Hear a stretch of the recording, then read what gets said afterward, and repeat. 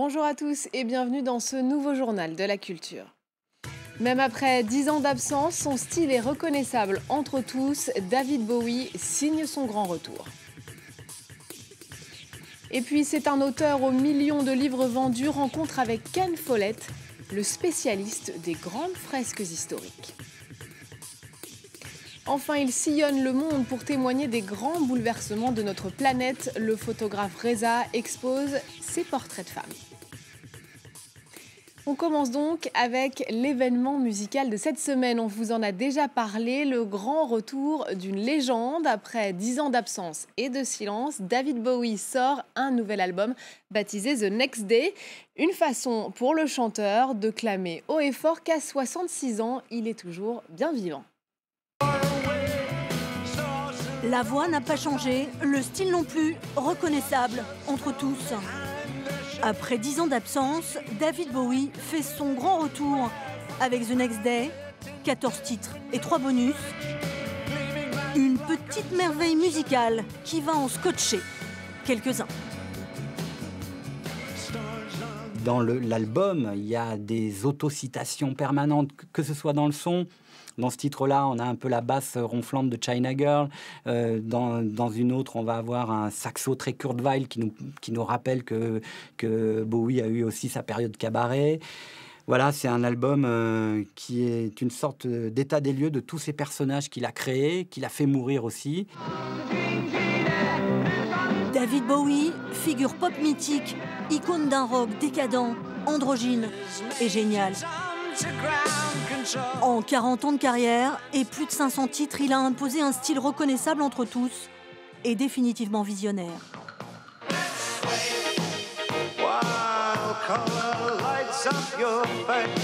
Il y a de quoi faire plaisir à tout le monde. Il est pratiquement le seul artiste de sa génération, en tous les cas avec cet âge-là au compteur, on va dire, capable de susciter un engouement pour les amateurs de musique qu'on veut emballer aujourd'hui. The Next Day a été conçu dans le plus grand secret.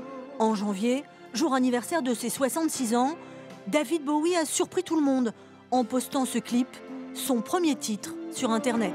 Ça y est, l'album est enfin dans les bacs et les fans au rendez-vous.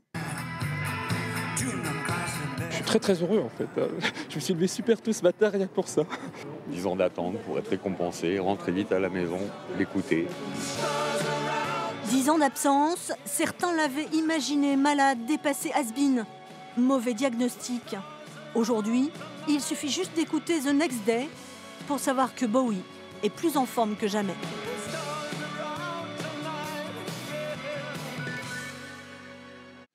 Place à la littérature à présent et à un abonné des best-sellers. Sa recette, les grandes sagas historiques. Avec Les Piliers de la Terre ou encore La Chute des Géants, Ken Follett a déjà vendu des milliers de livres. À l'occasion de la sortie en DVD de l'adaptation télé d'Un monde sans fin, l'écrivain gallois s'est confié à Yves Jackson sur ses projets d'écriture, mais aussi sur ce qui, selon lui, lui vaut un tel succès en librairie.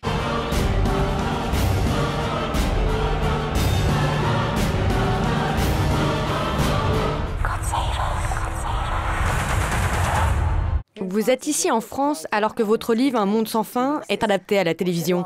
Qu'est-ce que ça fait de passer le relais ? Eh bien, c'est assez effrayant. Parce que j'ai fait tellement attention à ce que l'histoire soit logique, qu'il n'y ait pas de passage ennuyeux, que les personnages soient crédibles. Et dans le cas d'Un monde sans fin, ça a représenté 3 ans de travail. Et maintenant, je passe le relais à quelqu'un qui va changer tout ça. Et je sais que cette personne va faire des changements, parce que je raconte les histoires avec des mots, et eux avec des images. Et c'est évidemment différent. Donc bien sûr que ça m'angoisse. Mais en même temps, c'est très excitant de voir à l'écran de bons acteurs raconter l'histoire que j'ai inventée, prononcer des phrases que j'ai écrites.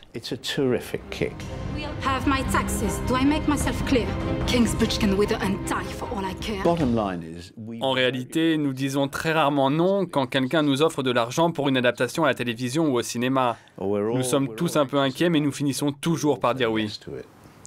Ceci dit, vous n'avez pas choisi n'importe qui pour adapter votre livre. Ridley Scott quand même. Exactement.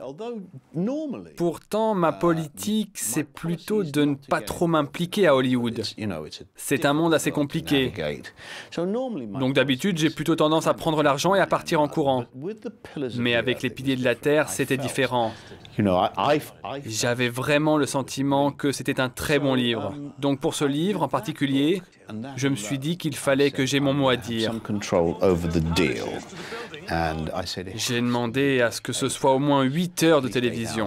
On ne peut pas raconter l'histoire de la construction d'une cathédrale dans un film de 2 heures.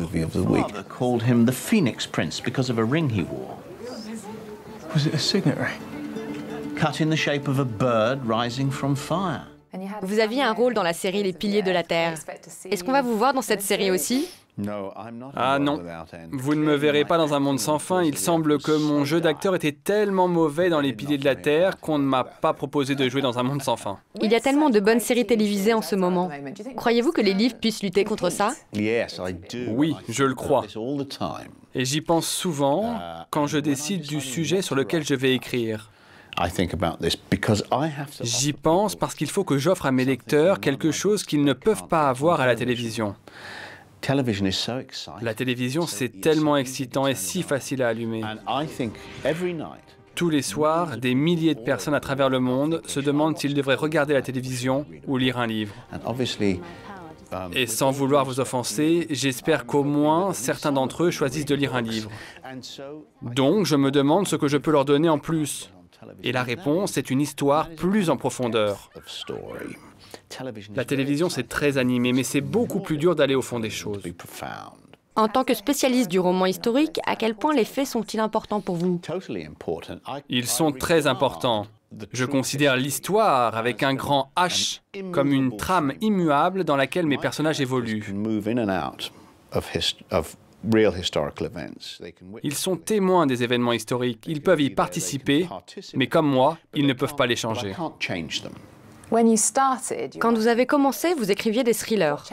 Qu'est-ce qui vous a poussé à écrire ces énormes romans historiques sur le Moyen-Âge? Certaines personnes ont dû vous traiter de fou quand vous leur avez dit que vous alliez écrire un roman sur la construction d'une église. C'est exactement ce qu'ils ont dit. Tu dois être fou. L'idée est venue de mon intérêt pour les cathédrales. Je voulais écrire un grand roman populaire que les gens allaient lire et dont ils allaient se souvenir. J'aime les thrillers. J'en lis tout le temps. Mais si vous me demandez de vous raconter l'intrigue d'un thriller que j'ai lu il y a 6 mois, je ne saurais pas vous dire. Mais dans le cas des Piliers de la Terre, les gens s'en souviennent. Certains m'en ont parlé des années après avoir lu le livre. Donc ça reste dans l'esprit des gens. Malgré les doutes que certains ont pu avoir, notamment dans le milieu de l'édition, le livre a été un énorme succès. J'ai mené ma petite enquête sur vous. J'ai lu ou entendu que vous aviez commencé à écrire parce que votre voiture était tombée en panne. C'est vrai. J'étais reporter au Evening News à Londres. Ma voiture est tombée en panne et je n'avais pas les moyens de la réparer. Il me fallait 200 livres.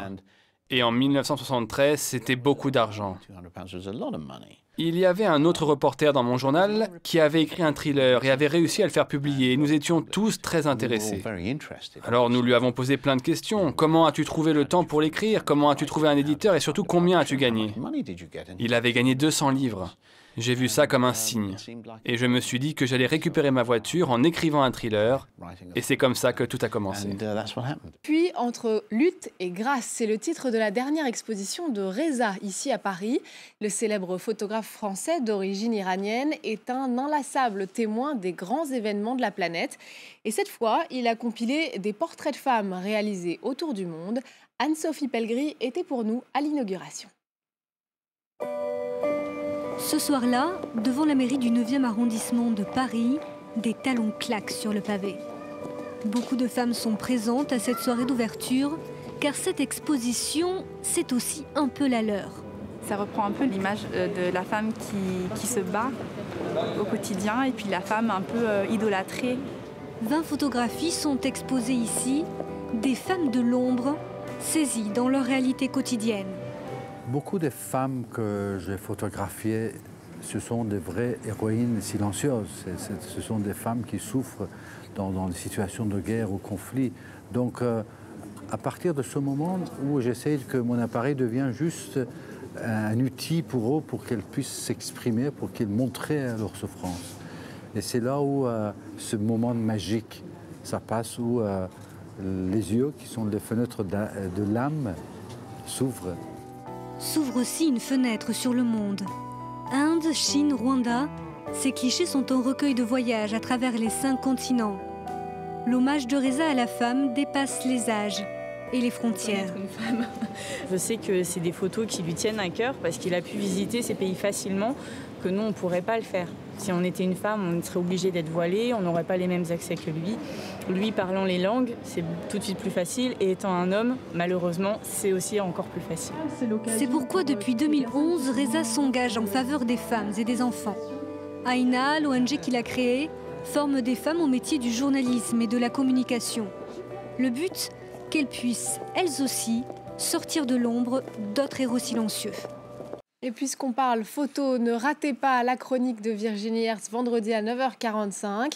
Cette semaine, il sera question du travail de Charles Frégé. Ce Français de 37 ans a parcouru 18 pays européens à la recherche de ce qu'il appelle Wilderman, autrement dit l'homme sauvage.